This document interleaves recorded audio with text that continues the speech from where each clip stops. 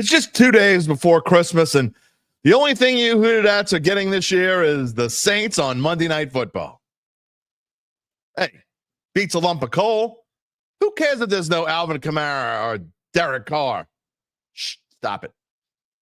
And who cares if this game will be played in the frozen tundra of Lambeau Field, where the Green Bay Packers have already reached double-digit wins and are fighting for playoff positioning? Oh, yeah, and who cares if the Saints are 2-touchdown underdogs for the first time in just shy of a quarter century? Wait, maybe I would rather a lump of coal. At least that can heat me up. Well, let's see what happens on a modified Mano E Monday as we preview the game with you until Larry Holder can join us at about 11:30. Also, we'll chat with the CFB playoffs. What happened this weekend? What's coming up the next go-around? Mondays with Gabe, that's what that's going to be about, and a look ahead to the Elite Eight. It's all next, so let's cue the intro and get moving here on this Monday morning. If you're looking for the latest scoop and in-depth interviews on the Saints, the NFL, the Pelicans, LSU, along with the best bets of the week, then lucky you. Along with high-powered, in-the-know guests who cover our teams, Jim Derry brings plenty of Dattitude. And he'll always tell you the way it is, or at least the way he thinks it is.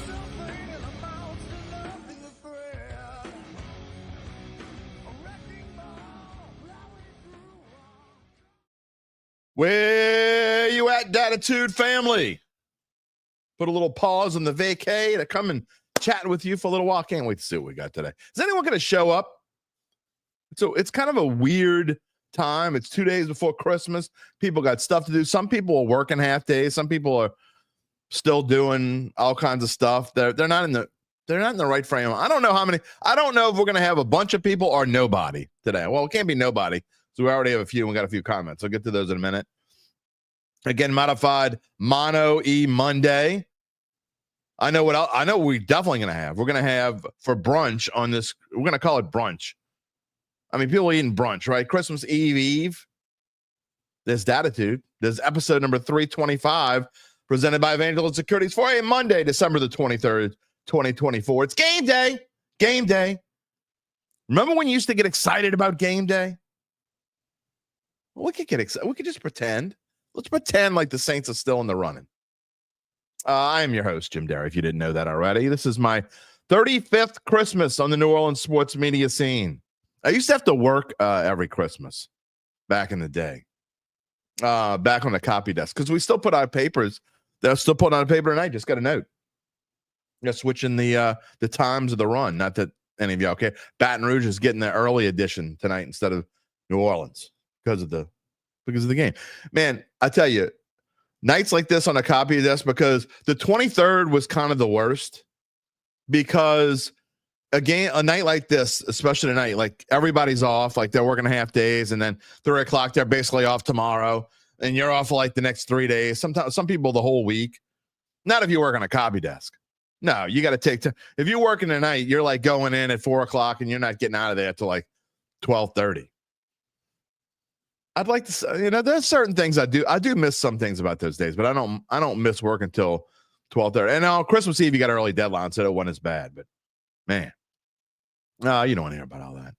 I talk about it because there's lots of things I do miss about my past. Mostly being young is what I really miss. The problem with Christmas being in the middle of the week for me is not so much the memories and talking about what used to happen. It's when Christmas is the middle of the week, you spend the weekend before and the weekend after like it's Christmas, right? So I've been eating nonstop since Friday. I'm already as big as this studio. I mean, I don't know what I'm going to look like after New Year's. When we start talking about NFL playoffs, the screen might not be able to hold me. I can't barely fit. What do you think about the lights? I'm all over the place this morning. Let's get some comments. No, we got some hellos out there. Rocky's here. It's Christmas. He's talking about snow hope. He can hope. You can hope if you want, Rock. Merry Christmas to you and the rest of the Dattitude Nation. Charles Mangus is here. Good morning. Upsets in college football and the NFL over the weekend. Are you being facetious? There were a couple upsets. Cowboys over Tampa Bay. That wasn't that big of an upset. You glad? Here's the deal, though. Can you really be glad Tampa Bay lost? Because if you're glad Tampa Bay lost, it means you're rooting for Atlanta. I mean, why would you be glad Tampa Bay lost? I don't get it. I don't know. And then not only that, that means Dallas won. Now they're out of it, so who cares? Oh, Gabe says those of us with Falcons futures are ecstatic. Okay, well, all right, I get that, I guess. I don't know. Apathy says God himself could cascade down from the heavens and fail to develop Caleb Williams. Man, we're moving on from the Saints already. He stunk versus ranked opponents in college. Throw the kitchen sink and getting Ben Johnson. If you fail, you fail. They probably will get it. I think Ben Johnson, good chance of that. Charles, I don't know who said that Jaden Daniels would be at the bottom of the rookie quarterback class. I don't think I remember people saying that. I think there were at least two people on this show that said that Jaden Daniels was the top of his class. And I think there were actually quite a few others. I'm not just taking credit for that. There are quite a few others who said that. John Pace, good morning. Who dat? Good morning, who dats? Preacher Man's here. No playoffs for us, 4th year in a row. Well, we knew that already, though. Come on. What did we say back when they were 2-7? We try to keep it real on the show. I know some of you don't like to keep it real. I'm not talking about you, Preacher Man. I'm saying in general. I know some people that come on the show, they come out of the blue, they check in on me, and they hear me keep it real, and I don't say what they want to hear, and they're going like that. Every now and then they check back in, and they give me crap. But what did we say when they were really 2-6, 2-7? Although the mathematical odds were somewhere in the neighborhood of 2 to 3%, we said, well, Gabe said when I think they were 2-5, he said 0.0. I waited till they were either 2-6 or 2-7. I don't remember. I'd have to go back and look. But realistic chances versus mathematical chances are something completely different. I'm just saying. UBN's making fun of my lights. Y'all don't like the lights? Come on, man. Trying to be festive around here. Gabe was like, whoa, man, that is festive. John Pace says game day. He's always excited to watch. Say, good, I'm glad you're excited. Hey, I'm gonna make a confession in a minute. Not yet, though. Adam Varner, good morning. John's got me on widescreen. That's scary, man. The new graphics probably look good on the widescreen. I don't know about me on the widescreen. Randall's here.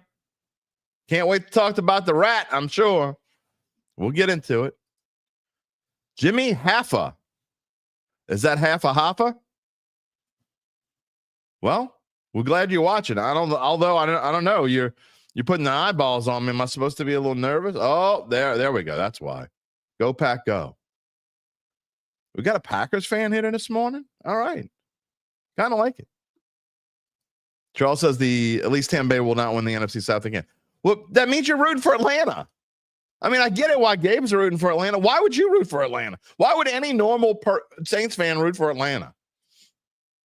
I got to be honest. If I have no money riding on it whatsoever, and I got a choice between Tampa Bay and Atlanta, I'm picking Tampa Bay.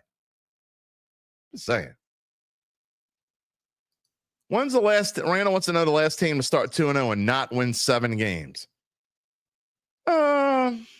I don't think that's all that ridiculously.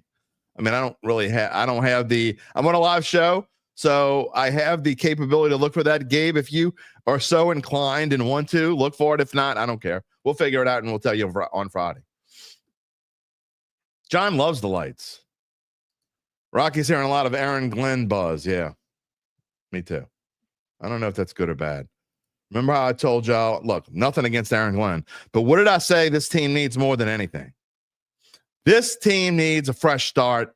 And I mean, someone that's never played for this team, never coached for this team, doesn't even own anything that's black and gold in his closet. That does not apply to Aaron Glenn. I don't know. I wouldn't be that upset if it was Aaron Glenn, though. I think they needed more. I think they need an offensive coach. I got to be honest. I think this team needs to break away from what I really look, again, Aaron Glenn, I think he's going to be a great head coach. He may be the head coach here in New Orleans. It's very possible. We know how this team likes to do things with ties. Anyway, if you don't already know this, you can be a part of the show by typing in your comment on YouTube or Facebook, no matter how you're watching. But if you're watching on Facebook, we politely ask you, just shy of begging. No, we're politely asking you. How about you give us a Christmas present? You go find our YouTube page and you click subscribe.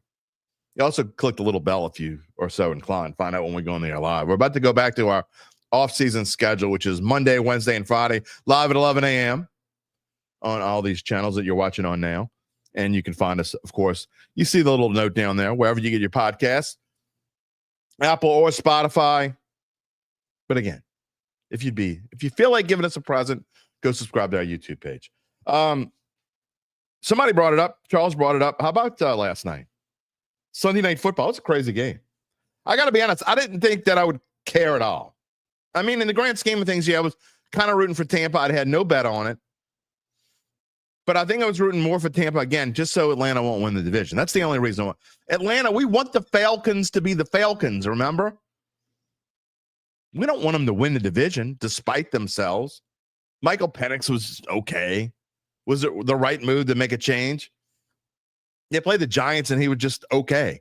Now, they won big, but that score does not indicate how well the Falcons. Drew Lock is not an NFL. Look, I know I say things about the rat. I would take the rat. If I had a choice, you're stuck with this quarterback for the next 3 years, and there ain't no changing, and he's not getting hurt. There's no changing. You got to play, with 34 and 17, 50. You got to play 51 games with either Spencer Rattler or Drew Lock. It's no thought process whatsoever. Give me the rat. Drew Lock is horrendous. God.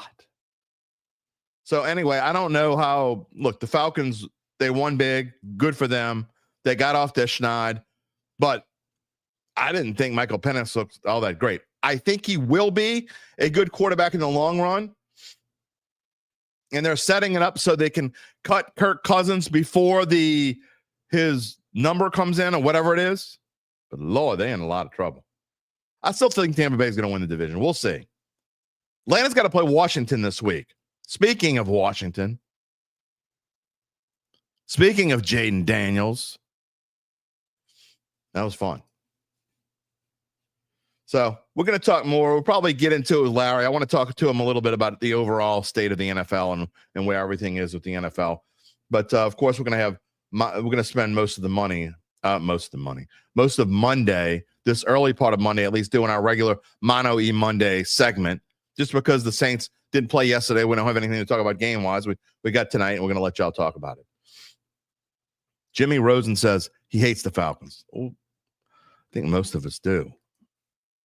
Randall says he wants the Falcons to lose at everything they do. That's what I'm saying. It's like it's hard to not root for Tampa Bay. I mean, I know you don't like rooting for your own division. I get that. But it's tough. All right, so Gabe says the closest thing he can find, Randall, to answer to your question, and it doesn't really answer your question, but 36.2% of the teams who start 2-0 miss the playoffs. That doesn't answer your question. I know. Gabe also says Drew Lock does do silly dances and raps on the sideline. Well, by all means, that changes my opinion. What a crazy. I mean, why would anyone have signed? Look, you just go see how bad he is. Like, at least Tommy Cutlets was at least making the team semi-respectable. The Giants are you think it's bad? Charles said, we're not talking about Pels right now. I just can't do it, man. I mean, I say I'm not going to talk about him, but I'll give him 20 seconds. Did you see what happened last night? So they're losing to the Nuggets last night at home. Okay. They fight and claw all the way back. They take a lead at the end. Okay. And they literally give it away to go into overtime. When you went into overtime, you knew it was over. 5 and 25. 5 and 25. How is that even possible? 5-25. I really don't know how that's possible. You know how bad you got to be 5-25? Pretty bad.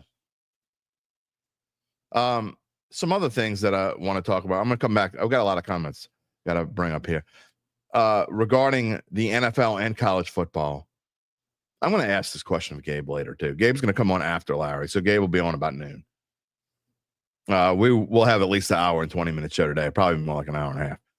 But because we're going to talk about Gabe and I are going to talk about college football, the playoffs, what we saw this weekend.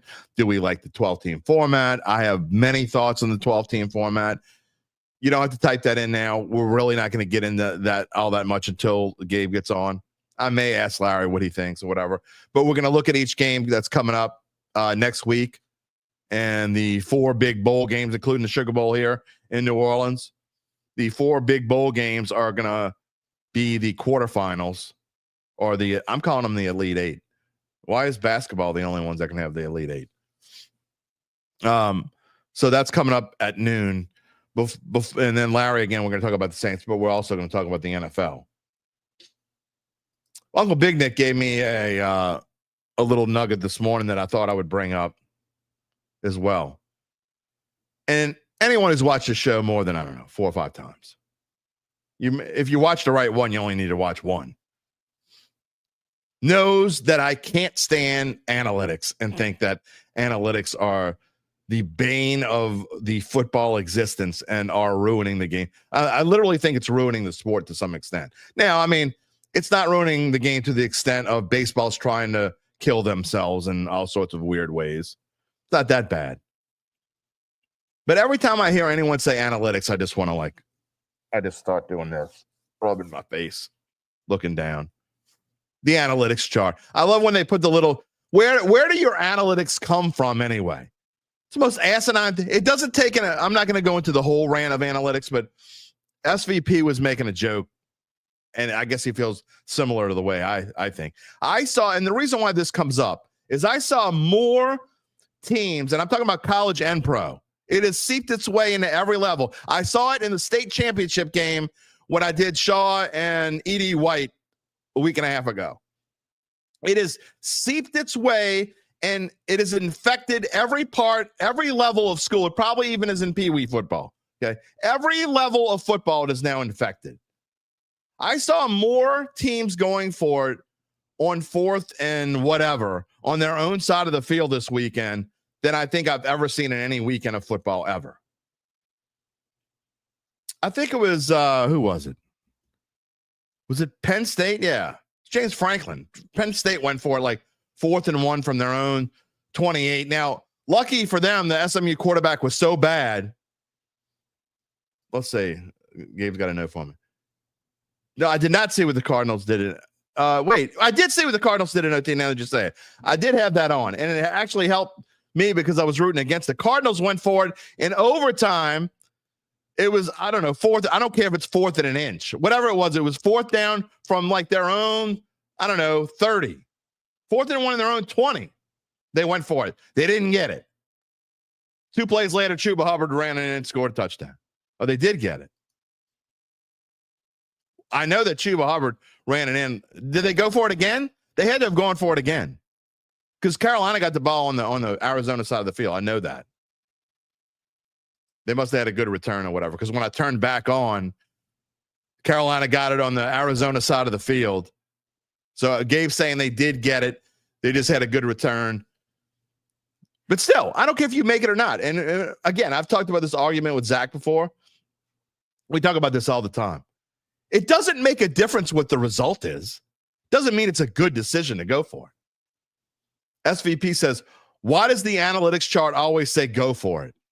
He's right. Why does it always? It always says, they only show it when it says go for it. That is the only time they ever show, and ESPN's the only one that really shows this. I haven't seen anyone else put that up there. I'm sure, no, Amazon I think does it too. They'll put the little note up there. It's 4th and whatever. Go for it. It's 4th and 21 at your own 13, and you're up by 14. The analytics say, F it, go for it. The analytics always say go for it. It's fun. It's fun. Brian says college football players were unwatchable. I disagree. We're going to get into this later. If you think college football playoffs need a major overhaul already, you're crazy. You can't use 1 year sample size and say it needs to be overhauled. You can never use 4 games of anything and say, that's all I needed to know. We'll go back. I'm going to talk about this later. But how about 2 years ago when Gabe and I had the whole face painting thing? You really only needed one team. We all knew Georgia was going to win the national championship. Right? So why do we even need to play any? They were unwatchable. Georgia won like 186-2. Who gives a damn? Apathy says, dear God, don't expand the playoffs. Those entry games. So what? One set of games. Who cares? Well, they're one set of games. Terrence says about the analytics, 4th and less than 7, the analytics say go for it. Yeah, it's 4th and 4 from your own 2. Go for it. Oh, my God. Adam Varna says, right now, he genuinely thinks the Panthers are better than the Saints are. Well, they beat them, so they are better. Panthers won, and that was with the Saints starters way back when. By the way, Terrence, Merry Christmas to you, too, my friend. Back to the Saints. What do I think of the Rizzler cafeteria freezer simulation of Green? Yeah, this. In case y'all didn't see this, by the way, the Saints practice partly in a walk-in freezer. Now, first of all, that's the biggest damn freezer I've ever heard, unless you only got 2 players in there at one time. I mean, what do you have? Rattler and McCoy going into a freezer and McCoy snapping into him in the freezer? I mean, how big is this freezer? I mean, I know my wife's in the food business. I should ask her, what's the biggest walk-in freezer you ever saw? I don't know. But what do I think of that? I think it's dumb. Okay. I don't think going into a freezer, if you want to put 100 footballs in a freezer and use that. I mean, it was pretty damn cold outside the last couple of days. You could have certainly gone and practiced outside. You know, what was it last night? At least here in the North Shore. I know in South Shore, I think it was in the 40s. It was in the 30s up here. The last 2 nights in a row. You could have gone and practiced outside. It's pretty cold. You know, this is only going to be the 16th time in franchise history. 16th time in franchise history that this team will play in sub-freezing weather. In those 15 previous games, they're 6-9. The last time it happened, you all remember this one. It wasn't that long ago. It was 2 years ago. Christmas Eve, as a matter of fact, 2022. Saints beat Cleveland 17-10, thanks to Taysom Hill and, of course, Deshaun Watson, who was awful that day. So Deshaun Watson was absolutely horrendous that day.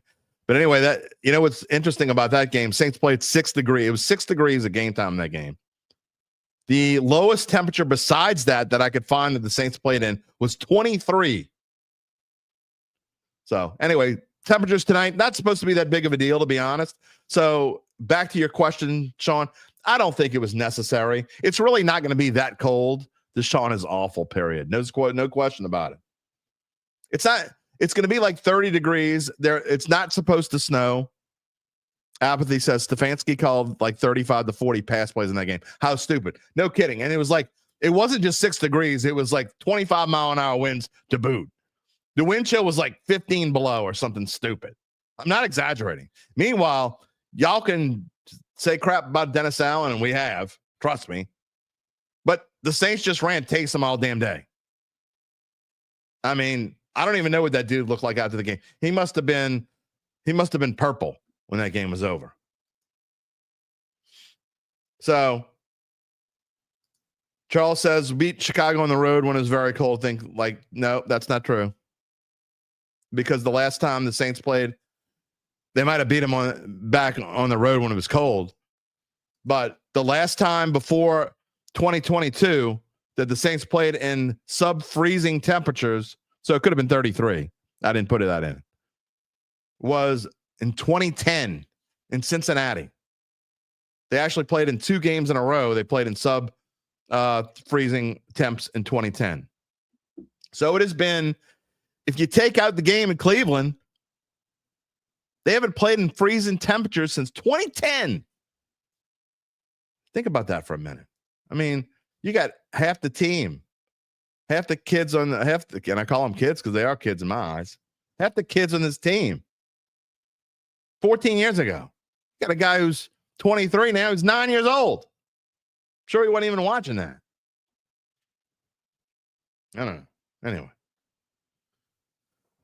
A little bit off the subject here. Taylor says he's been in an argument with a Bears fan. Says Jaden Daniels is better than Caleb Williams. It's not even close. They can't handle that statement. I don't care if they can handle it or not. It's not close. I'm not trying to change their mind. Why would I change their mind? Same amount of weapons, same bad O-line. Difference is Daniels finds ways to win. Caleb Williams is over it. I've said this before. I'm going to say this again. Again, we're all over the place this morning. That's what happens when the Saints play Monday night.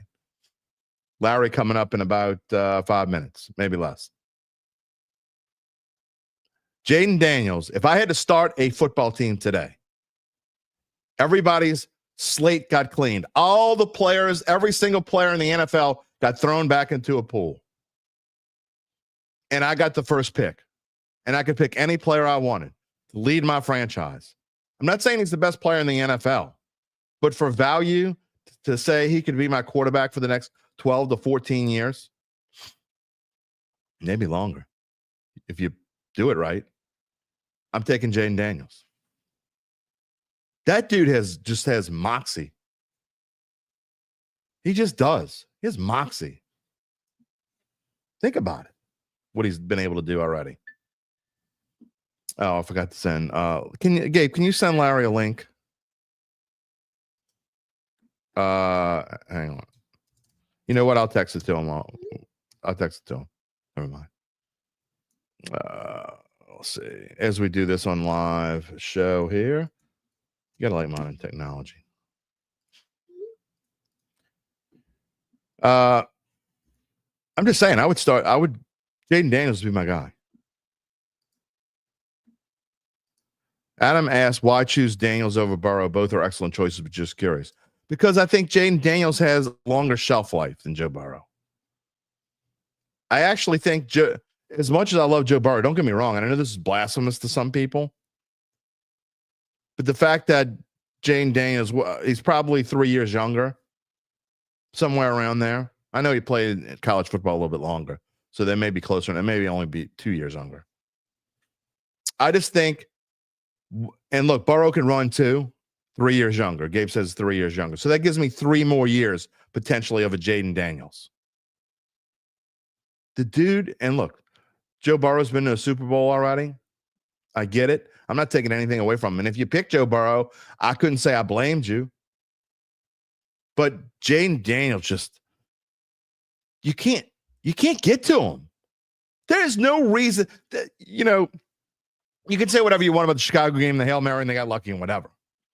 But yesterday, they had no business beating the Eagles yesterday. None.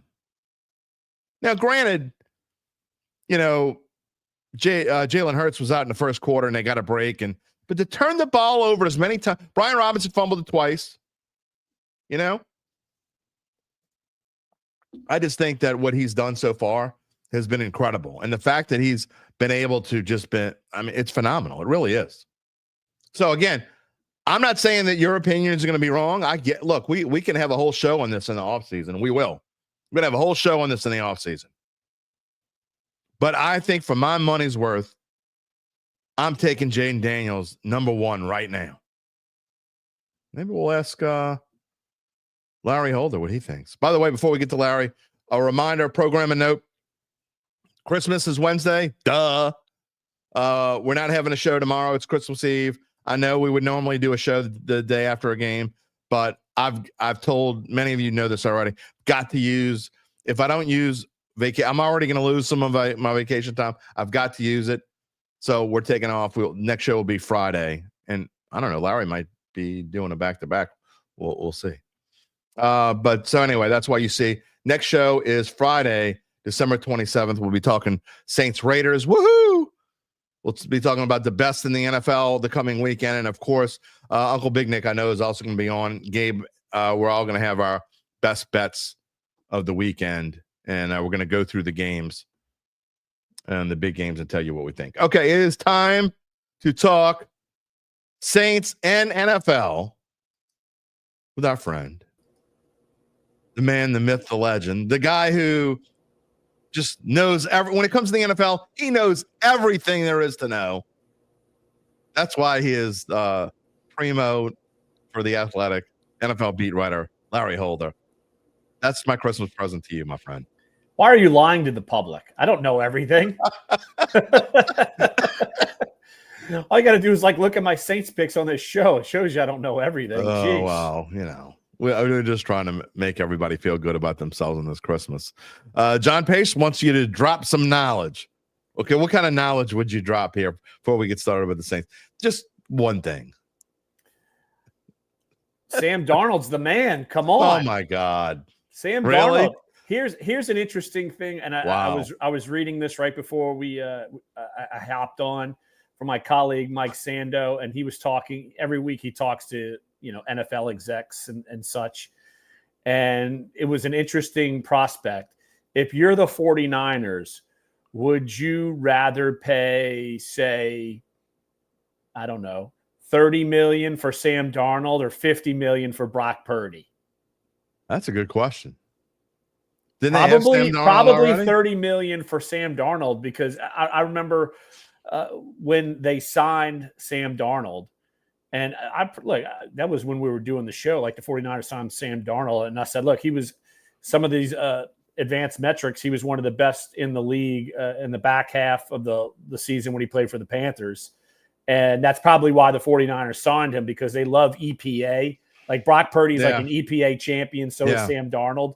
But now it's genuinely showing that Sam Darnold could actually play if you put him with some good players. Yeah, there's no doubt about that. And look, I think that Sam Darnold has definitely impressed me this year, and I've been on his case, and I've given him a lot of grief. But that being said, there's no denying that his play this year has been the best of his career. And that can he turn the corner? Can he keep doing this? Because it's such a rare case, Larry, for someone to be a bum. Sorry, that's what he's been, basically a bum. And to completely do a 180 and to not just not be a bum, but been probably one of the top 8 quarterbacks or so in the league. I don't know what his passer rating is. I have no idea. I haven't looked it up. But I think what he's done with Minnesota, even though their defense has played outstanding and he has a plethora of weapons, it doesn't change the fact that he has played well. So, but the fact that someone can do this is super rare. Absolutely. And you might as well go back to a similar case where Minnesota had a quarterback really come out of nowhere. And that was in not very recent memory, because, we're getting older by the day, but Case Keenum. Right. But, I mean, they found lightning in a bottle with him. But he certainly didn't have the, expectations coming into the NFL as someone like Sam Darnold did. So I think that it's they're going to be in a weird spot. There's no doubt about it. And I mean, look, it's amazing to me that they are tied for the top spot in the NFC with the Lions, and they play in week 18. I mean, that's going to be. I picked them to win 6 games this year. Yeah, I picked them as the worst team as well in that division, and it wasn't even. I remember when you and me did the show, it wasn't even like we blinked. Right. Like I had a bad prediction of Washington. I remember, you could play the tape. I remember saying at the time, I don't like this prediction. It should be better. And obviously it's better, but still, I mean, Minnesota is, and again, it's a similar case of when they did that in 2017. I mean, they didn't, no one thought they'd be that good in 2017. And it's really a similar case. Yep. There's no doubt about it. All right, let's get into the New Orleans Saints. By the way, you are watching the Dattitude, and some of you are listening to the Dattitude podcast presented by Evangeline Securities on this Monday morning. It is game day morning. Saints on Monday Night Football, 2 days before Christmas. What a present for all of us. The Saints get to go to Lambeau Field, the frozen tundra, although it could be a whole lot worse for this time of year. It's only supposed to be about 30 degrees. The snow is going to hold off, they say, until tomorrow. Not supposed to snow tonight, although it could. There's about 20 or 30% chance. So really, the Saints are kind of getting a break. I don't think it's going to be all that windy. Doesn't even matter, Larry. The Saints are 2 touchdown underdogs for the first time in nearly a quarter century going to Green Bay tonight. That's balmy. I mean, for that Green is balmy Bay in this time of year. It's like a heat wave up there. But do they have a chance? Okay, I'm going to go back to my the Dennis Allen prediction, 0.0% chance. Like, I had no numbers after that 0. I didn't round up to make it 0.0. Like, it was 0. It was, so I got you where you're going. So I will say they have less than a 1% chance, but I'm not going to say that they have a 0.0% chance. Everything. Well, I'm not wishing this on him, but it would have to be something like Jordan Love gets hurt. And actually, that might not be enough because Malik Willis has won games. Yeah, no, that's not enough. I will say this. I will say that everybody knows we just talked about it. How much what I think of analytics, but the quote unquote ESPN analytics give the Saints a 14% chance to win the football game tonight. So there you go. I know we have one. Now that you say that, all right, I'm gonna. John says Saints are not winning tonight. 0.0. I'm not gonna say 0.0, but we'll give our before we end this segment. We will definitely give our predictions. That's what we do here on Dattitude when Larry is on. But look, it's just you're talking about a Saints team that now doesn't have Kamara. They don't have Derek Carr. Their offensive line is mostly back. But when you don't have your quarterback and you don't have your unquestioned top offensive player, it's hard to win a football game against an average team, much less a really good team on the road. And look, they're out of the playoff race. Now, their chances went from less than 1% from 0.1 to 0.0. Right, exactly. So now it's like, all right, now what are they playing for? They have nothing. So it's something that all these things are all stacked up. And I'm like mumbling and bumbling and stumbling because I wanted to go see what our projection had for tonight on The Athletic, and it is 13%.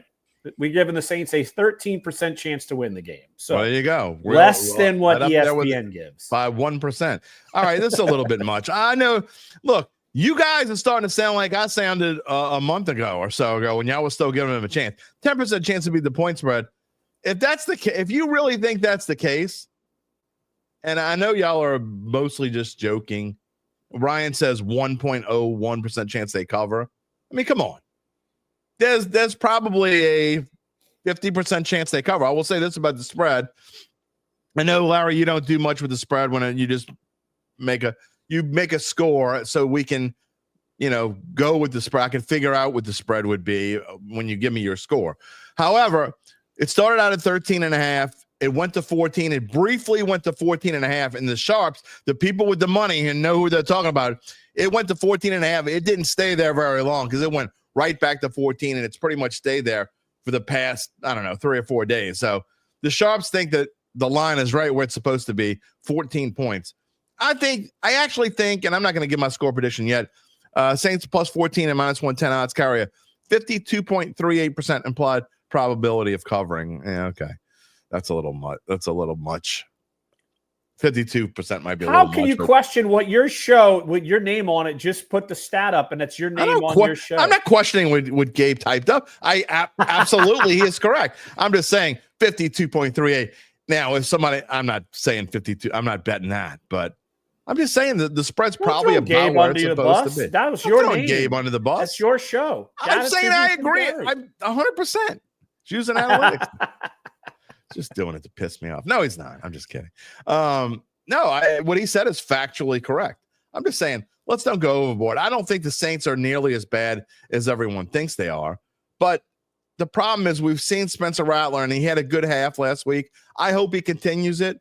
I really do. I just don't know that he can continue it. This is a whole different ball of wax you're talking about when you're talking about a Green Bay defense that is better than the Washington defense.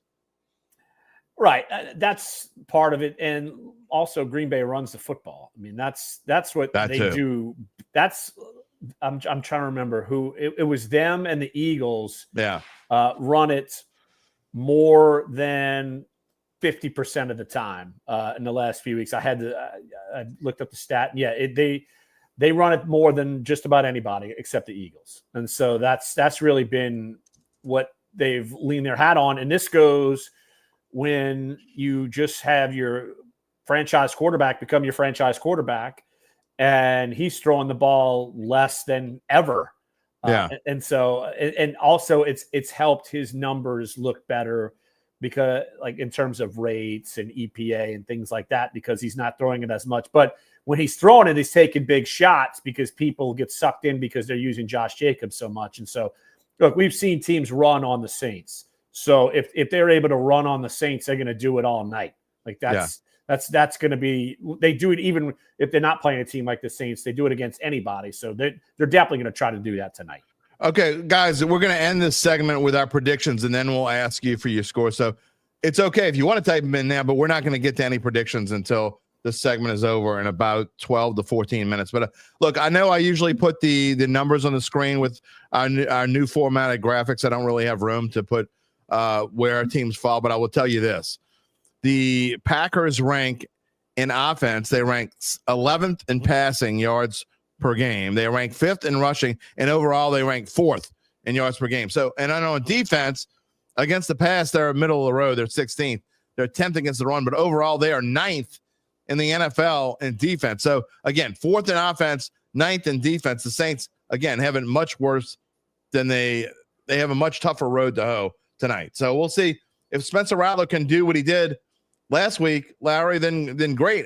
I think the Saints can score some points. I just don't have confidence that they're going to be able to do what they did last week. Well, no,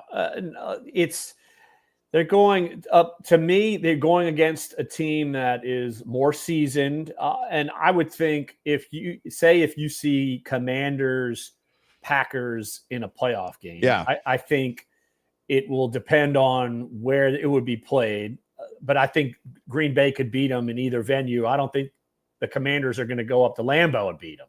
Yeah. So I think so obviously I'm saying the Packers, in my eyes, are a better football team than the Commanders. But either way, I think what happened last week is that the Commanders kind of got taken off guard that Spencer Rattler comes in and plays. I mean, I think they were planning on Jake Haener. If they were smart, they probably should have planned for both, because it's not like Jake Haener is like he's ever done anything. And it was no guarantee he was going to finish the game, but you're probably going assuming, well, they're going to give him the start. He's going to play the whole game. So I think that took them a little bit aback. Right. But Green Bay is preparing for Spencer Rattler. Correct. And even though Spencer Rattler, the offense showed some juice, totally understand that. It's not like he completed 50% of his passes in that game. He hasn't played well overall in any of his starts. And you're going to be without Alvin Kamara. I mean, as for you go back to kind of some of the conversations you and me have had throughout the offseason about Kamara. I don't think we ever questioned that Kamara couldn't still play. It was more about his contract leverage and all, and the fact that he had such a good season to me. I mean, that's, to me, given all the circumstances, that's a huge kudos to him. I mean, he really deserves the kudos. And so now that you really don't have him, I mean, where do you turn? I mean, imagine someone in Henry Miller, that's exactly right. In fantasy playoffs, Clyde Edwards-Helaire. If you had Kamara, I'm sure people in like a fantasy football semifinal have had to go out about that and go get a Kendre Miller to replace Kamara. I'm actually playing against Kendre Miller tonight. Not that it matters, because I've got Jalen Hurts, and that didn't go very well. So that's a whole. Nobody cares about a fantasy football team. Just saying. Douglas, welcome. It doesn't matter if you're late. We're just happy you're here. Rainey's here as well. Welcome to the show. Look, you kind of jumped into it. Spencer Rattler, to me, look, let's be real. I don't think Jake Haener has a future with this team or really with any other team. I know it's a shame he didn't get a fair shake probably, but at this point, you're talking about you got to give Spencer Rattler a chance to see if he can be your number two. Again, I'm going to say this again. I don't think anyone who realistically thinks that Spencer Rattler can be a starting quarterback in the league, I think is cray-cray. Okay. But I do think he has a chance to be a backup quarterback. And I think these next 3 weeks, he has to run with it. And now that, it's one thing to get thrown into a game like you talked about. You get thrown into a game and you just go, the other team wasn't preparing for you. You have success in the second half, great. But when you're playing a team like Green Bay, who's better defensively, clearly, and you're playing on the road in a hostile environment against a team that has a chance to probably, I think, a legitimate chance to make a run, and they're getting ready for you, it's a whole different story. So let me see what you got tonight in the next 2 weeks against, one bad team and one mediocre team. I think Rattler has a chance to prove that he can be a backup in this league. Oh, I think he's a backup. Like, I definitely think that. All you got to do is go look at the backups around the league, and I would take Spencer Rattler. I don't know all the backups behind, but I would take him over at least a handful of teams, maybe 10, maybe more. That doesn't mean he's worth being a backup, but yeah, I don't disagree with that. Maybe if he's more employable than 10 current backups, then he's a back. He's better than either Tennessee quarterback, probably.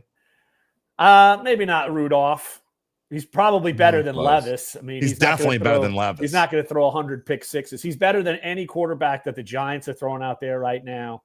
So that's the thing. Like, I'd have to go look at every backup. He's absolutely. Before you came on, I said, if someone said over the next 3 years, you have to use one of the two, either Spencer Rattler or Drew Lock, I'm not even thinking about it. I don't even need to see another thing. John wants into Tennessee as a quarterback. Yeah, we're not talking about the Volunteers either. They kind of have a quarterback. But look, Drew Lock's terrible. But you're right in the fact of he's definitely better than at least 10 other backups. But that doesn't mean he's necessarily the backup you want. But we'll find out a lot about him over the course of the next. If you have a good backup, it probably means your starter is no good. No, that's also true. Like, that's smart. Again, that's a give and take. That's why Jim Sorgi backed up Peyton Manning for like 700 years. You think Jim Sorgi's winning you a game? I mean, no. Chase Daniel backed up Drew Brees for 8 years? Right. A long time. Quite and a while. Chase Daniel, well, that's the thing. And a lot of the backups in this league, when they're there, a lot of it is because they help the starter game plan. Like, they're intelligent. Like, that's a big thing for that. Like Ryan Griffin, how long was that guy employed and never was even close to smelling the field? And he was helping Tom Brady in Tampa because he's smart. Like, he's like a coach. Yeah, that's part of what you see. And someone like Josh McCown, now he is a coach. Like, it's part of that. Some of it is less about skill and some of it is more about being smart and being able to help your starter devise things in the quarterback room. All right. Well, we're going to give our predictions. Let's see. It's 11:49. We will be giving our predictions in about 7 minutes.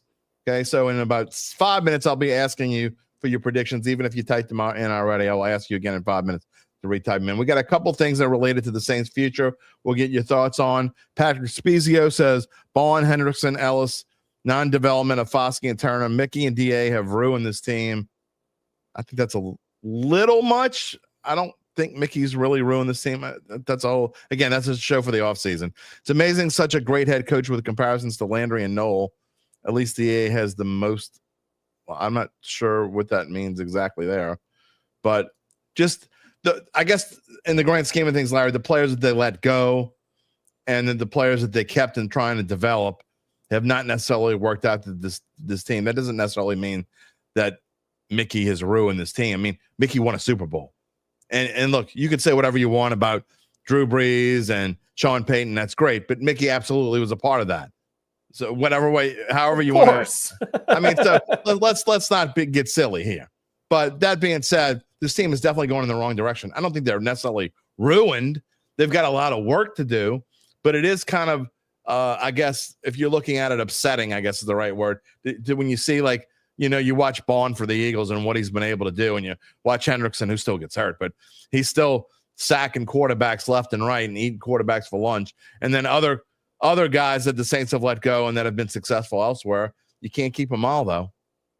Hendrickson is the big miss. Yeah, I agree. You gambled Hendrickson, letting him go, and that Marcus Davenport was going to be your future. That was a total swing and a miss that has set them back for years with pass rushes because you had to try to make up for it, and you swung and missed multiple other times. You mentioned Foskey in that comment, Peyton Turner, Davenport. None of those guys panned out. And so you were chasing first-round, second-round picks to get an edge rusher. None of it worked out because you let the wrong one walk. Yeah. So that one's bad. But look, it's. I'm not even showing some of these other ones. To not give Mickey any credit for part of the Super Bowl is just incredibly absurd. You can hate him. You can hate him if you want because of where the Saints are right now. That's up to you. But to say that he has no credit for the Super Bowl, you're wrong. I'm going to be nice and just say you're wrong. There's no point in even acknowledging that stuff. No, I agree. Like there's no point. But here's all right. I know it's a topic for another show, but head coaching candidates, when they come and interview for this job, I mean, they need to look at the scope of the situation. And you talk about the franchise being ruined. They're not in ruins, but they are not. They're not in a good spot either. They're not in a good spot. No.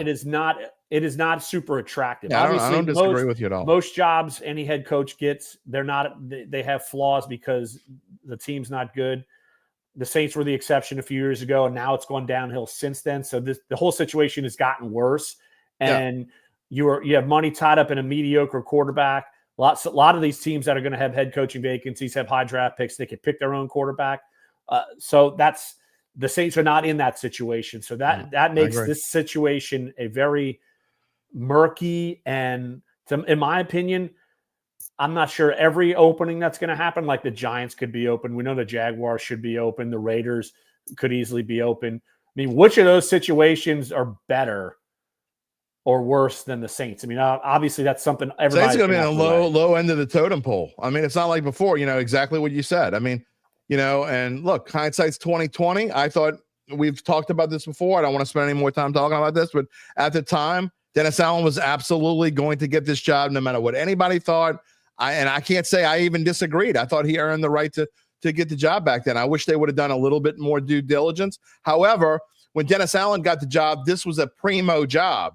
Okay. It's no longer anywhere near a primo job. So the Saints are in a tough spot, and they are going to have some tough decisions to make coming up, but they're not going to get any help because the top candidates aren't necessarily going to want to come here. That's the thing that they're going to have to do. They're going to, I almost feel like it might be someone that you're not thinking of right now, unless, I agree. Unless, and people, I'm going to stick with my candidate. I haven't been shy about the candidate who I wouldn't mind seeing here, and that would be Aaron Glenn. But people are, A, want an offensive guy, B, want nothing to do with Sean Payton. So exactly. So what if the candidates you have, he's the best one, and you're going to say, then that's who I want. No, I wouldn't do that. Okay. If he's the best one of the candidates and he wants to come here, then that's who you hire. I'm always going to be, look, just because I say I want someone that has nothing to do with the past doesn't mean, look, if you got here are your four candidates and Aaron Glenn's clearly the best candidate, then I'm not going to be stupid enough to say, no, I don't want Aaron Glenn just because Joe Blow has never had anything to do with the Saints. No, I want the best guy. Say if they hire Aaron Glenn, obviously he has to come in with a much better plan of offense than what Dennis Allen did. I mean, he held over and had Pete Carmichael in the quarterback situation. You've heard me say this every Friday for a billion zillion years now, because it's all about, to me, quarterback. If you don't have one, you're not. You get the best offensive assistant from the Detroit Lions. That's not going to go with Ben Johnson. That's who you go get as your offensive coordinator. Yes, in my opinion. Absolutely. Now is Dan Campbell going to let that person walk? I don't know. Who cares if he lets him walk? If the guy wants to go, if he's under contract, he can't go. Like, people have been blocked before. That's true. You can't rate a staff like that's true. Yeah. All right, a couple more things. Again, we got to get to our predictions because you only have like 3-4 minutes left with us. First of all, you don't need to comment on this. Charles says he hopes AK doesn't sit the rest of the season. He only needs 50 yards to get to 1,000. I'd be shocked if Alvin Kamara plays again this year. There is absolutely zero reason to play Alvin Kamara this this season, the rest of the year. 1,000 yards is not important enough. Exactly. Do not play Alvin Kamara the rest of the season for the love of Pete. Agreed. Okay, and I don't mean because look, he's signed, sealed, delivered. You need him next year. There's no point in getting him hurt any further than he is. You can go ahead and start typing in your predictions because we are going to have predictions. This is going to be the last one because this might we'll take a minute or two to talk about this one. Rocky says, any buy-in to the rumor the Saints release Carr post March 1st, save $30 million? I don't see it. I don't think that's what they save. I don't think they save $30 million. I could be wrong. I think that's a bit. They do save money, but I don't think they save $30 million. That being said, I don't think there is. Honestly, Larry, I think that it's almost can't say anything's a done deal. You may get a new coach in and says, okay, I'm willing to eat cap, whatever. Want to go get my own quarterback. I don't think there's a lot of quarterbacks out there to get right now. I think Carr is the bridge to the future. He's not going to be the future, but I think he's the bridge to the future. I think that Derek Carr is going to be the quarterback of this team next year, potentially even one more year. Kind of doubt that, but we'll see. I think there's about a 90% chance that Derek Carr is the starting quarterback for this team in September of 2025. I think it comes down to there's no one out there that they can viably go get that will be better than Carr. There just isn't. Free agency wise.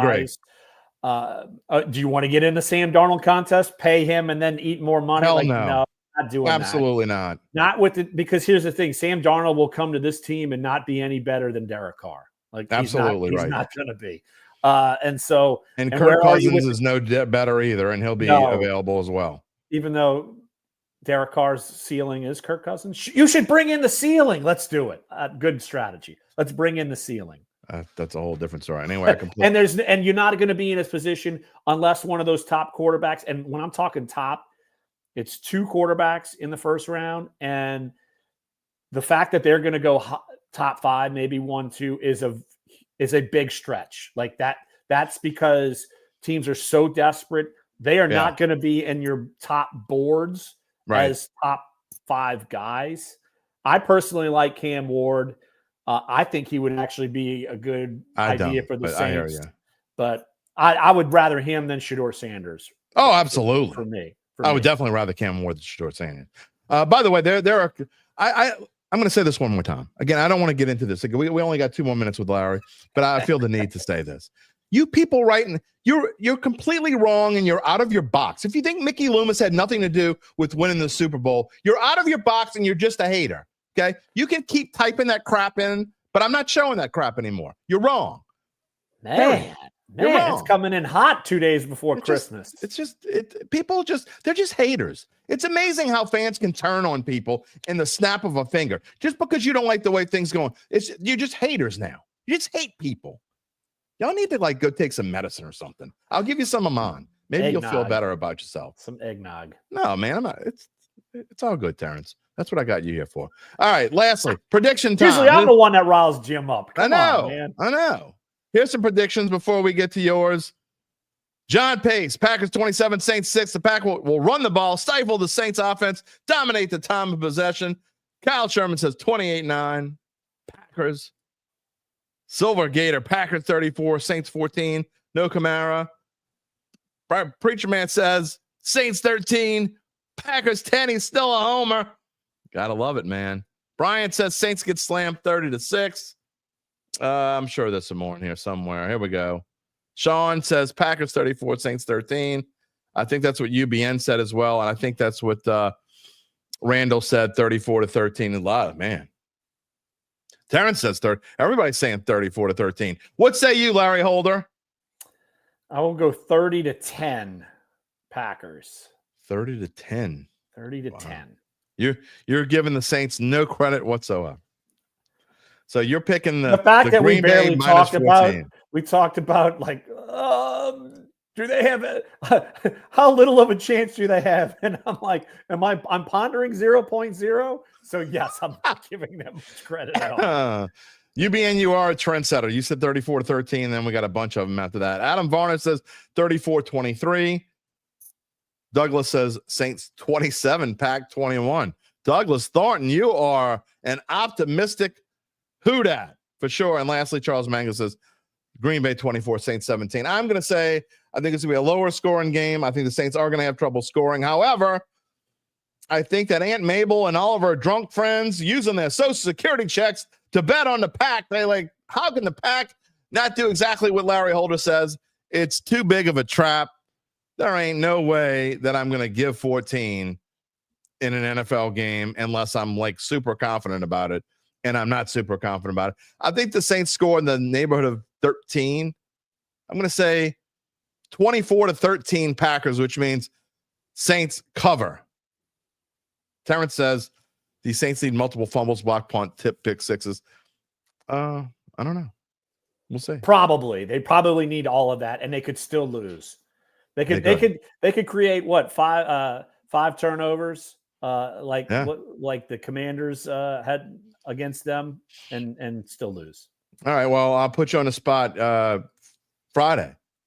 Yes. Friday, you're good. That's fine. All right. Yes. Larry Holder is here on a Monday. He's going to be here on a Friday, which just so happens, by the way, to be our next show. So we'll see you then. Merry Christmas, my friend. You too, buddy. Tell Joni hello for us, and absolutely, and everything go well, and take a couple days off of the tennis courts. I have been. All right, we'll talk to you Friday. All right, you got it. See you, buddy.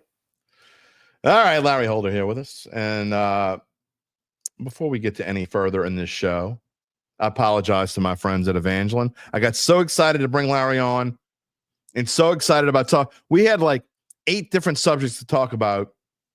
I want to show love and Merry Christmas and all the holiday cheer and everything I got to my friends at Evangeline Securities, because where would we be without them? We might not be here. So we're going to shower them with Christmas love here this morning. We told you earlier. Actually, no.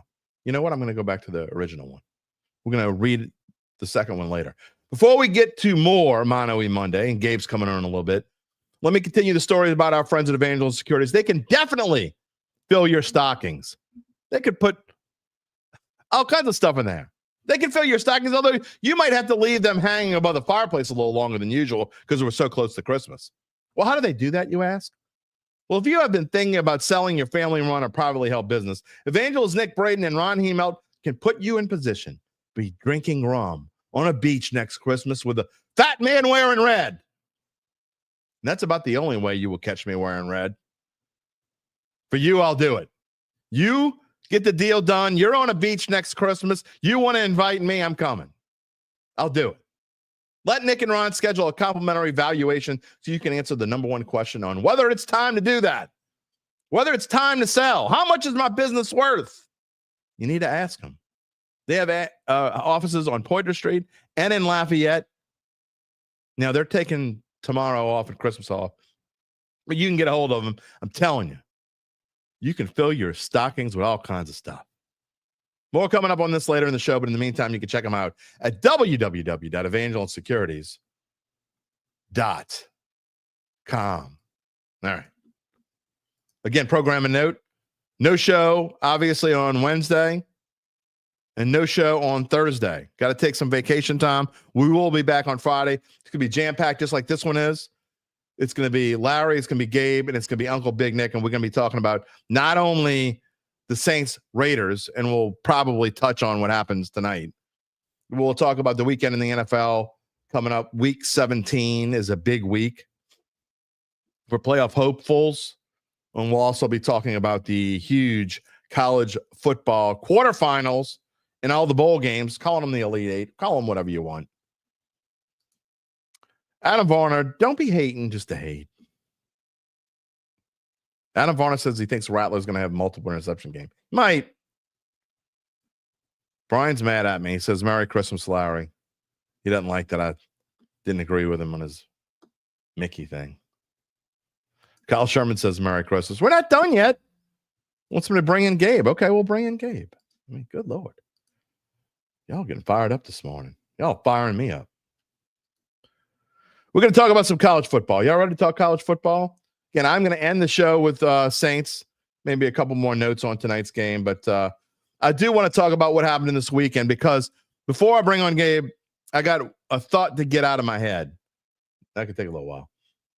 I find it absolutely hysterical, speaking about getting fired up, some things I saw on social media about numbnuts saying, you see, I told you we don't need 12 teams because 1 year of playoffs, 1 year of playoffs is enough sample size to figure it all out. Just because we had blowouts. Notre Dame, Indiana, 27-17. I know Indiana scored late, but SMU, Penn State, that score is super misleading in my opinion. Had SMU done some things differently, like not throw 2 pick sixes in the beginning of the game, could have been different. Wasn't. I get it. Texas 38, Clemson 24. Texas was clearly the better team. Ohio State, I told y'all that was my second favorite play of the week. So I went 1-1, whatever. The point is, doesn't matter what these scores. I don't care if they were all 60-0. You cannot judge what might be right for college football going forward because of one weekend, because of this first set of games. Now, a lot of you are going to argue, and I've seen this too, that proves that Alabama deserved it. No, it doesn't. It doesn't prove Alabama or South Carolina or Ole Miss or whoever deserved it.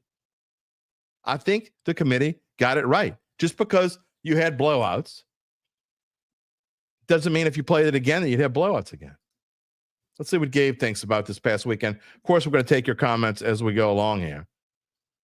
But your thoughts on, I just think that people are getting crazy. Four game sample size doesn't tell me that because we had 4 blowouts or 4 games that weren't super tight, that this is the wrong way to do it. I actually think that's not enough. I know you think 12 is the right number. I actually think, maybe you think it's low. You think it's 8? No, I think 2 is the right number. Okay, you think 2 is the right number. But that being said, even if you think 2 is the right number, and I get why someone would think that, I think you're at least rational enough to believe that one weekend doesn't prove anything. Can we talk about the fact that this has been going on for a decade? Does nobody remember Alabama blowing out Michigan State in 2015? Yeah. Or how about, for more recent memory, 63-28 LSU over Oklahoma in the semis in 2019. Yeah. First round blowouts are nothing new. That's right. I agree. And the fact that people are saying that these teams don't deserve it, they clearly deserved it. Indiana deserved to be there. 100%. SMU deserved to be there. 100%. Clemson deserved to be there. Tennessee deserved to be there. But here's the thing. The reason they expanded is obviously reason 1A is money. It's right. Everything's about money in this sport. But 1B is because when you had 4 teams, you had schools complaining about the fact that they deserve to be in. Well, right. Guess what? Here we are at 12, and you have the same problem. And no matter how many times you expand it, you're going to have teams that believe that they deserve a chance to be there when they really don't. Alabama didn't deserve to be there. Ole Miss certainly didn't deserve to be there. But here's part of it, though. I don't disagree with anything you just said. I don't disagree with anything. But here's the thing, though. Had they done it the old way, okay, that means you're leaving a Texas out, okay? Mm-hmm. You're leaving an Ohio State out. Yep. I think Ohio State and Texas are the 2 best teams left in this thing. I think that one of those teams is going to play for a national championship. They're on the same side of the bracket, so they can't both make it. And I think they purposefully did the bracket the way they did it to make it so they wouldn't be able to face each other. They didn't want the whatever the 8th seeded team playing the whatever seed Texas was 6th seeded team. So they didn't want it that way. But my point is, this is the reason why I like this. And so, okay, then 8 is the right number. Why is 8 the right number? I think that in the long run, that if you do 16 or 20 or whatever, in the long run, I think this is going to make teams more equal or more on an even footing. I think you're going to see, I think part of what we see is we want the Boise States of the world to be in the playoffs. Absolutely deserve to be in the playoffs. Mm-hmm. No question about it. Arizona State. I don't think Arizona State's all that good, but they absolutely belong to be in the playoffs. We'll find out. It doesn't matter. The point is they deserve to be in the playoffs. But then you're leaving out, this goes back to the argument that we had whether TCU or Alabama should have been in, and you and I disagreed, okay? Mm-hmm. And the fact that TCU got their ass kicked doesn't make them any less or more deserving. If you believed before they got their ass kicked that they deserved to be in there, then you believe that after that they deserve to be in. Yeah, I will still maintain that they deserve to be there. Okay, and so I don't have any problem with that. But my point is there are other teams that I think that deserve to leave out a Texas or an Ohio State, who I think could be the top 2 teams in college football. I think would be a travesty, and that's why I think you do need to have more teams too. Who cares if the first round's a blowout? Doesn't matter. You can't say it's unwatchable. I don't even love college football, but I watched at least a huge chunk of every single game because I did think that it was kind of fun to watch. Yeah.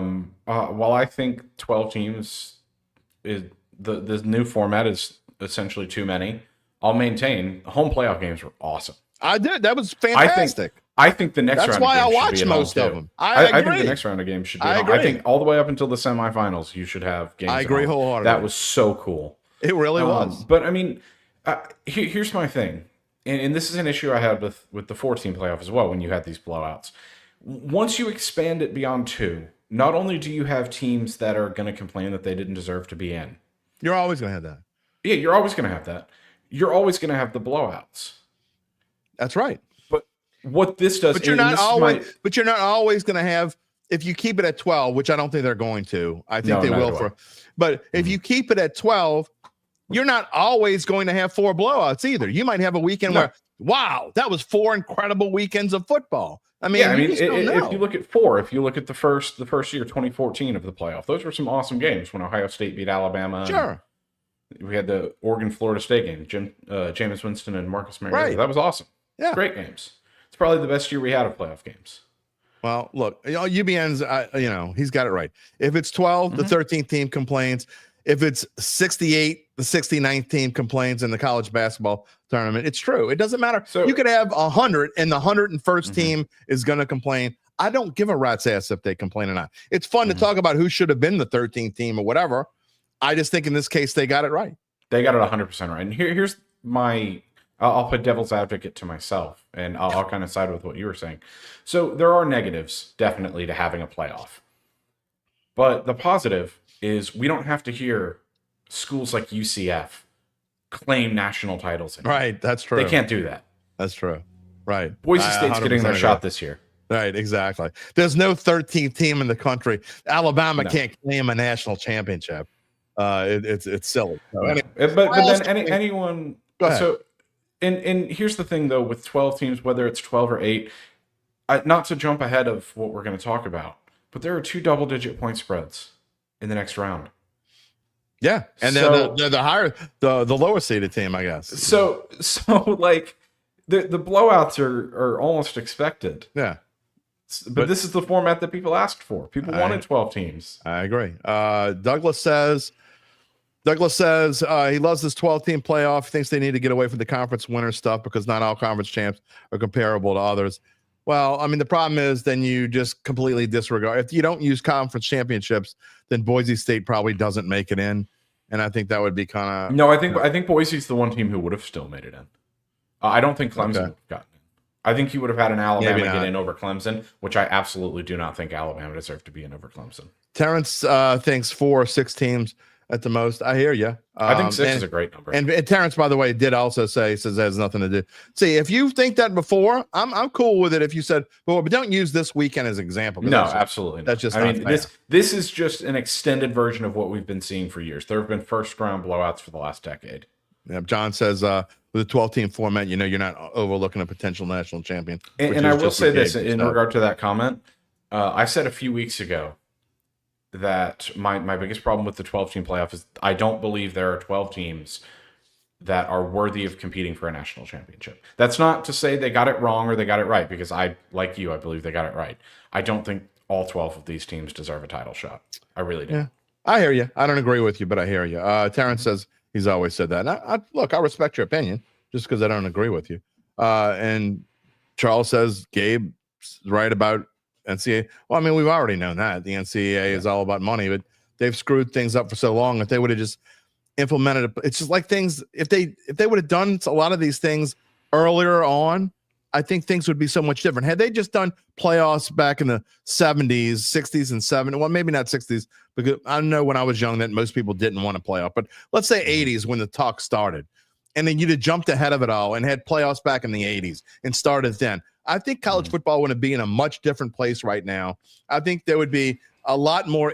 You wouldn't have claimed national titles. Exactly. Well, you certainly wouldn't have that. I just think that it is what it is. All right, let's move on. We've been talking about that, and we got people asking you what you think about games. We're going to talk about real quickly.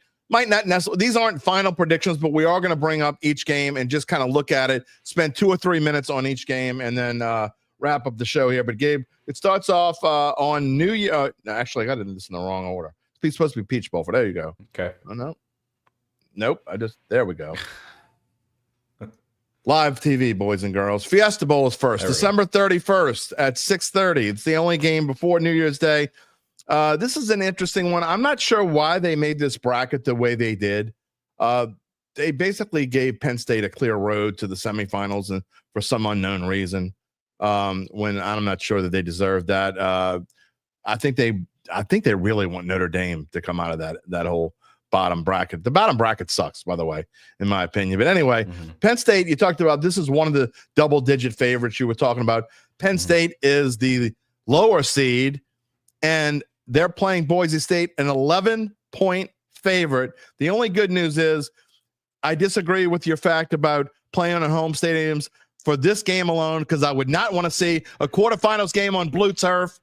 Boise State, the 3 seed, is here's the thing you also want to see. You want to see Boise State back in the Fiesta Bowl. Did you see what they're doing for this game? Well, they're going to have someone else propose like they did the last time they were in the Fiesta Bowl. Well, no. What they're doing, they are wearing the uniform combo that they've worn. Are they going to run the Statue of Liberty? They're wearing I think blue helmets, white jerseys, orange pants. Okay. They're going back with that combo again. They announced it last week. I love it. Terrence says the NCAA is not competent. They're basically what he's saying is they're more incompetent than the federal government. That's out there. Man, you're out there. All right. Don't really do politics. Yeah, we definitely do not on the show, but I mean, I don't think anyone here disagrees that the federal government in general is incompetent. That's a whole different story. So what do you like about this game? Not necessarily who you like, but what do you like about this game besides Ashton Jeanty? I mean, Ashton Jeanty is going to be must-see TV. I need to see if he's going to break the record. That's why I'm watching this game mainly. I think he needs just over. This is his combine, isn't it? No, I think everyone knows he's arguably the best running back. If he sucks in this game, I think it's going to give him a draft hit. No, I think the biggest thing giving him a draft hit is the fact that he's a running back. UBN says Jeanty will not get over 150. Probably what is the over-under? I don't even know what the over-under is. I don't know. I'll look that up while you give your opinion. All right. Look, my opinion on this game is, I don't think Penn State's nearly as good as everybody thinks they are. Okay, again, I'm not giving my prediction yet, and I'm not a fan of these non-Power 4 schools as much as other people are. But this is an interesting matchup in the fact that I don't think either one of these teams has a chance to win the next game. So I don't know in the grand scheme of things whether it matters or not. I'm not a James Franklin fan. I used to be, but he's kind of let me down. I think he's going downhill, his coaching abilities. And I do want to see what Jeanty does. I think it matters big time. There is no line, no game. There's no over-under? No player props. Yeah. Those will probably come out closer to kickoff. We'll make our predictions on that. But I just think this is an interesting matchup because I do think it's a game that of the teams that are left, I think this is the one that Boise State has the best chance to beat. I think you're a little too harsh on Penn State. I think Penn State's a very good team. Okay. I said it going into this tournament. Similar to Texas, funnily enough, Penn State and Texas are my 2 teams to watch in this tournament.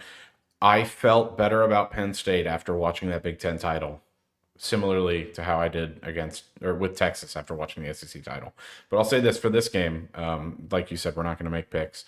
If you're a fan of good old-fashioned running games, this is the game. Yeah, there's no doubt. Katron Allen, Nick Singleton, and Ashton Jeanty. This game is going to feature a lot of running the ball, and it's going to be really fun. Maybe I'll pick the under because I do think under's not a bad shout. There will be a lot. I don't know. Something feels weird. I like Penn State a lot. I don't know if I would lay 11 points. All right, we'll talk about that on Friday. Moving on. First game on New Year's Day is the Peach Bowl. It is Texas. It is Arizona State. It is Texas, the lower seeded team. Mm-hmm. Again, if this were being played in a home stadium, Texas would be on the road. 13.5. That is a lot of points, but I don't know that it's too many. I can't say that it is. Go ahead and on your computer, Jim, Command C and Command V. Copy paste exactly what I just said. If you like running games, this is another game to watch with Cam Scatterbo for Arizona State and the wagon that is Texas, who rushed for over 300 yards against Clemson. Oh, this is going to be... You know, I told myself because I texted you about these hypothetical lines or the look-ahead lines about a week ago. So before the first-round games were even played. And I sent it to my friends as well, and we were talking about this, and we're like, man, I think I like Arizona State to cover the near 2-touchdown spread. But after watching what Texas just did to Clemson, I can't say that with confidence. I think if I were going to play it, I would still play Arizona State plus 13.5 because I think Arizona State's a better, scrappier team than Clemson. But, man, Texas looked good. Texas looks good because they are good. Brian says, got to go. Merry Christmas to the Dattitude Nation, especially to us, too. One of the best sports podcasts around. And he's telling me we're all good just because I don't agree with him, but it's hot Mickey Lou mistake. All right. UBN says Texas is going to have to run because yours sucks. Look, man. I don't think he was too bad the other day. He wasn't great either. No, he's not been great all season. They had a really good quarterback. If they had a quarterback that I thought was as good as yours, because I thought yours was good. I don't know. Maybe I just wasn't paying enough attention, or maybe because he was in the Big 12 before and now he's in the SEC. I don't know. But is there any quarterback who's really good, though? Like, if we looked at a college quarterback this year and said, man, he's really good. I don't know. I mean, if you look at the playoffs, if you look at the top teams, I wish he gave Pavia a little bit more size. It just if you look at the top teams, I mean, you run through it. Oregon, Dylan Gabriel, Georgia, Carson Beck. Dylan Gabriel's been a lot better lately. But he started off really slow. He did. I was not impressed at all. They struggled in the red zone. But then you look at Carson Beck, Arizona State don't have great quarterback play. Boise State, their quarterback's been a lot better down the stretch, but he's really struggled in the middle of the season. Texas, Quinn Ewers, Drew Aller at Penn State. Yeah. Will Howard at Ohio State. I mean, there's really just not great quarterback play in this playoff. No, well, you know what? Randall, I'm not going to let that slide. Arch Manning is not really good. How would we know? He hasn't played enough. Well, he came in the other day and he fumbled the snap. Yeah, he only played like 5 plays. All right, let's move on. I want to talk about, because we got to talk about 2 more games still. And there's no question that this is the most intriguing game of the entire quarterfinals. And it's Ohio State against Oregon, Big Ten rematch, Rose Bowl. Look, this line is weird to me. I don't think it's wrong. However, I guess you don't want people betting all too many bets on Ohio State, but I don't know. You might be getting value on Oregon here. Are we overlooking the Ducks? I don't speak French. I don't know where the "we" comes from. Oui. This line was so. What you're telling me, Randall? I'm not saying Arch Manning can't be good. I'm saying he's not markedly better than Quinn Ewers right now. That's all I'm saying. Jim, are you telling me this line is, because I haven't looked this morning, is this line Ohio State minus 2.5? It is. That's crazy. I know. I was actually surprised when I looked at it. The look ahead line was Oregon -1. Let me look at it while you're talking. I'm gonna look at it real quick. So this game is intriguing, and I think it shows that odds makers are saying that Ohio State. That's what it is right now. Ohio State is minus 2.5. If you'll remember, Ohio State was a 3-point favorite in Autzen Stadium when they met in late October. Yeah. And Oregon won the game, but those of us who watched the game will remember that Ohio State really should have. Hold on, real quick. Just got outcoached. I can't wait to talk about this with you on Friday. You just hate Ohio State. You said Tennessee was going to beat them. So get out of here. You just hate Ohio State. Okay, go ahead. I think this is an overreaction from the public. And those listening, I'm not talking about those listening after the fact on the podcast. I'm not talking about Gabe. I'm talking about Uncle Big Nick saying quack quack. Go ahead. I think this is a bit of an overreaction from the public and the odds makers. It is an after watching overreaction. Ohio State the other day. I would take Oregon plus 2.5 all day with a smile on my face, because I think, simply put, Dan Lanning is the better coach. It should be Pick'em, in my opinion. I agree with that. Let me ask you this, Jim. If Ryan Day doesn't win this game, does he get fired? I don't know, man. I think it's crazy if they do. I mean, I think I do. Is the devil you know better than devil you don't? I mean, they were lining up Vrabel as a potential replacement who has no college experience. I don't know. I love Vrabel. I think that the hate on Ryan Day is absurd, in my opinion. And here's the thing. Again, I'm not making an official prediction right now, but I said going into this thing that Ohio State and Texas I thought were the two best teams in this thing, and I still believe that. And I thought Ohio State, was going to either go into this thing one of two ways, and they're going to be the whole way.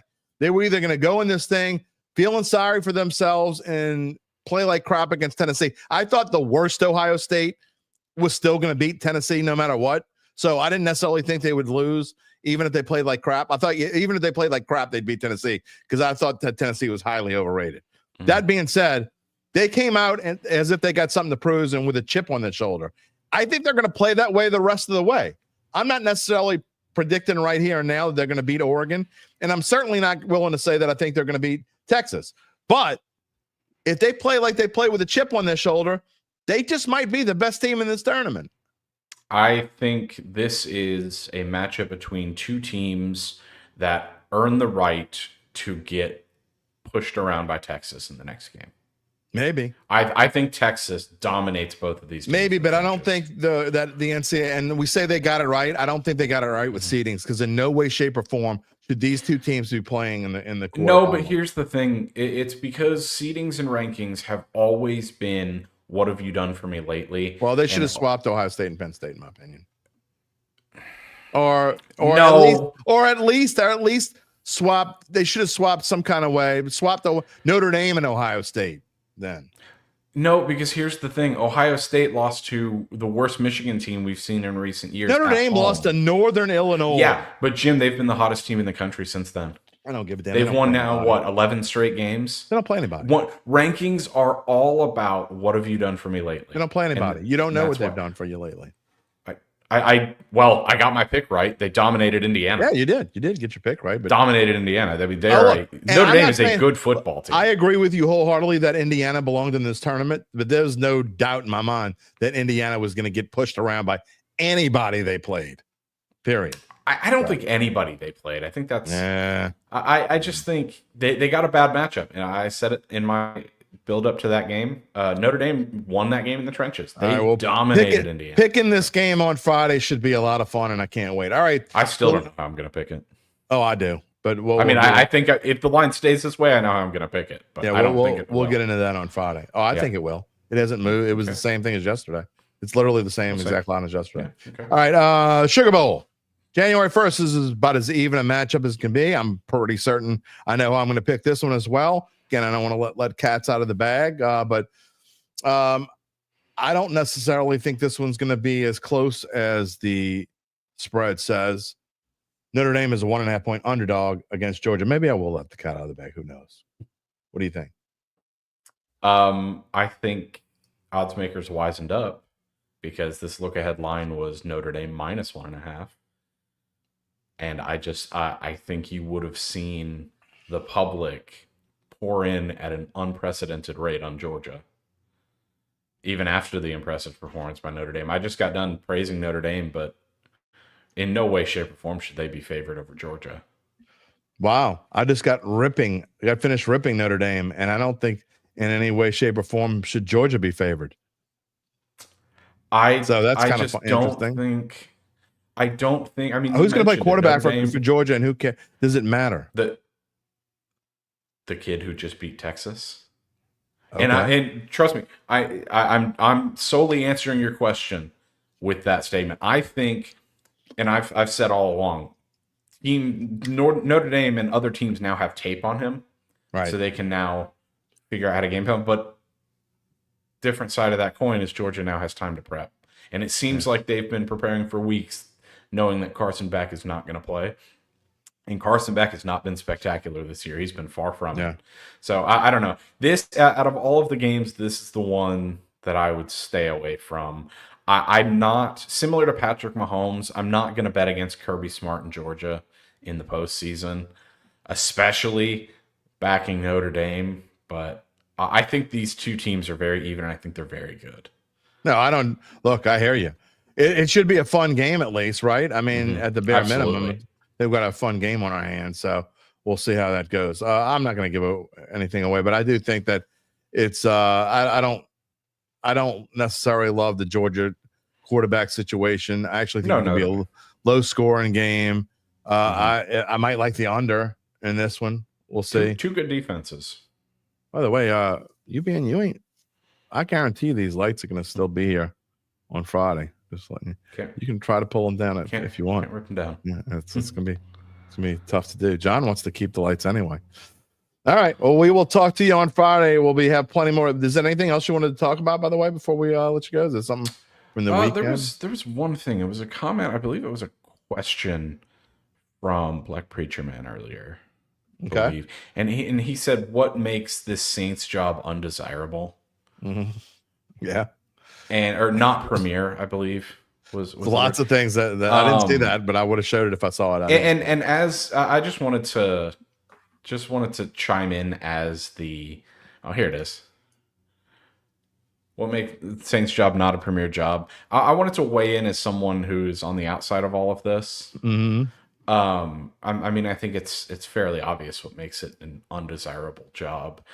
Job security is about the only promising aspect of it because the Saints are loyal to a fault, as everyone likes to note. But you've got an aging roster. You have no long-term solution at quarterback. You don't even have much young talent across the board. I mean, we've teased the offseason show of how many players are going to be here in 2027. And then you've got that cap situation, which they've kicked down the road, and at some point you've got to address it before it's going to get worse before it gets better, and I think that's the best way to sum it up. I don't think there's any disagreement with that. It's definitely not going to be desirable, but we will talk more on Friday. So get everything together, and we've only got what, 2 shows left in 2024? 2 shows left. Oh, that's crazy. All right. Well, Merry Christmas, my friend, and we will talk to you on Friday. Yep. Merry Christmas. All right. It is getting to be close to that time. Before we finish Saints, wrap up the show. Before we get there, you got some comments, your final comments. Now's the time to get them in. We told you earlier we're letting you know more about how Evangeline Securities can help you figure out what your family-run or privately held business might be worth and whether it's time to sell. Well, how do they do it? After their complimentary valuation of your company, if you decide to proceed and leave cookies and milk out for Nick Braden and Ron Hemelt, the folks at Evangeline will begin an extensive auction process from among established private equity funds from around the world. They will maximize the return process for the founder and his or her family. Evangeline Securities is the top producer on their platform. Very few companies like them in this area. None with their dedication and success. And none with a Santa-sized Christmas bag to fill your duplex with checks. Wait, sorry. They won't stop playing the Christmas music around here. Yeah, Santa baby. What I meant to say was my friends at Evangeline Securities are fully licensed and ready to serve you. So get in touch with Nick and Ron about what's really important. Not what's in your Christmas stocking. Not what's on TV tonight. Not about any of these dumb bowl games. No. What's important? What's really important? The rest of your life. You can find them at www.evangelinesecurities.com. You know what we didn't talk about, and we will probably, I guess we'll touch on it Friday. We're not going to spend a whole lot of time talking about it. I meant to bring it up with Gabe, but LSU is now a 1.5-point dog. That's gone from LSU -4 to LSU -2 to LSU -1 when we talked about it late last week to LSU, or middle of the week last week. Now LSU plus 1.5. I'm going to take the Tigers. Take the Tigers. UBN says I'm Clark Griswold and he's Eddie. Shitter's full. Just saying. Charles Mangus, Great show again. Merry Christmas to you and yours. Merry Christmas to all of you out there. Preacher Man says, Merry Christmas to the Dattitude podcast. Merry Christmas to you. Charles Mangus, you are Kramer. No doubt about it. Look, tonight, the good thing is, unless the Rat does something super spectacular, I don't think when we come back in here Friday that we're going to have these talks. I think we'll find out a lot about players in the future that have a chance to make it, and some players that, how we talked about earlier, we talked a month or so ago, maybe even more than that. What is the over under on number of players that are going to be here at the start of the 2027 season? And that over under is 9.5. I think you're going to get a glimpse over the course of the next 3 games, including starting tonight, on who some of those that might make that number, who they might be. We know Brian Brisset, barring injury, is going to be one of those guys most likely. Alante Taylor could be in that number. Paulson Adebo could be in that number. He's injured. Chris Olave, will he stay healthy? Will he stay here? Fuaga, McCoy, will he still be playing? Can Trevor Penning make this grand resurgence? Kendra Miller, can he actually be a serviceable running back? Can he prove that he was the right pick over Tajay Spears, who scored twice yesterday, by the way? All of these things that we're going to learn about, all sorts of different players going forward. We're not thinking about, players that we know aren't going to be here 3 years from now. We're not thinking about Cam Jordan. Great. If he plays, fine. Plays great, fine. Chase Young's not going to be here. Demario Davis is going to be here 3 years from now. All sorts of players Tyrann Mathieu not going to be here 3 years from now. We know who those guys are. We want to see the next 3 games tonight and the next 3 games. What can you do? What can you do, Spencer Rattler, on the road at the frozen tundra of Lambeau Field? Although you're getting a break. Again, like we said earlier, it's only going to be 30 degrees. It's not going to be icy, or it's not going to be snowy. Most likely. What can you do? We're going to find out starting tonight. Are you as good as you showed last week? Or was it because you just got thrown to the wolves and you didn't have time to think? Am I wrong about you being able to read a defense? I hope I am. I hope I'm wrong about whether I think Spencer Rattler can be a legit quarterback in this league. I know a lot of you still believe that. A lot of you may be right. I may be the one that's wrong. He's already proven, made me wrong in the fact that he's better than Jake Haener, because I think I've changed my mind. I do think he's better than Jake Haener now. And although I don't let one half of football change my mind, how can you not after what you saw last week, right? Jake Haener got a raw deal.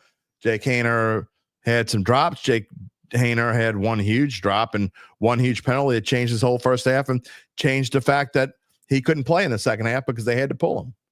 Doesn't matter. Jake Haener's not a part of this future. Spencer Rattler, I'm not convinced he is either, but at least he has a chance over the course of the next 3 games, unless he completely stinks it up, then they're going to have to go back the other way. I don't want to see that. So when we talk about the title of today's show is Snow Hope, and we're using a pun on words, what I mean is Snow Hope right now for tonight's game. They're not going to beat Green Bay. I think we would all be shocked if they beat Green Bay. You can't say 0.0% chance. That's ridiculous. Okay. The 14% chance is about right in any game. We've seen bigger upsets. If the Saints were to go and win tonight in Green Bay, we've all seen bigger upsets in the world of the NFL than what we would see tonight in Lambeau. It's been a little while, maybe, but it happens. The point is, and Juana Arriaga starts Spencer Rattler. They are starting Spencer Rattler. He's better. Well, I know. We just said that. Randall says, I'm usually the one that's wrong. Actually, I'm usually the one that's right. The only difference is that I tell you when I'm wrong. Most people don't tell you when they're wrong. I'm more than happy to tell you when I'm wrong because I want to be transparent. But I hope I'm really wrong about this dude. I do. for more than any other reason whatsoever, I want football to be fun. Football's not fun if I'm right about him. If he stinks tonight, what's going to be fun about watching that? Nothing. I don't want to see the Saints lose 30-3. I don't want to see Kendra Miller go for 20 yards. I don't want to see Spencer Rattler throw 3 interceptions. I don't want to see the defense give up 30 points to Jordan Love. Unless Romeo Dobbs is going to score 5 touchdowns and helps my fantasy football team make it to the championship. That's a whole different story. It's just, let's be realistic about everything.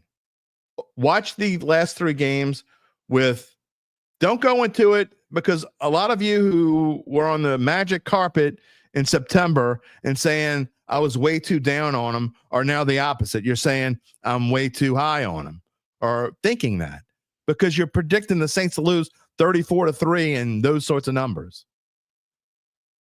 Find your even keel. That's what this show is about. It's about reality.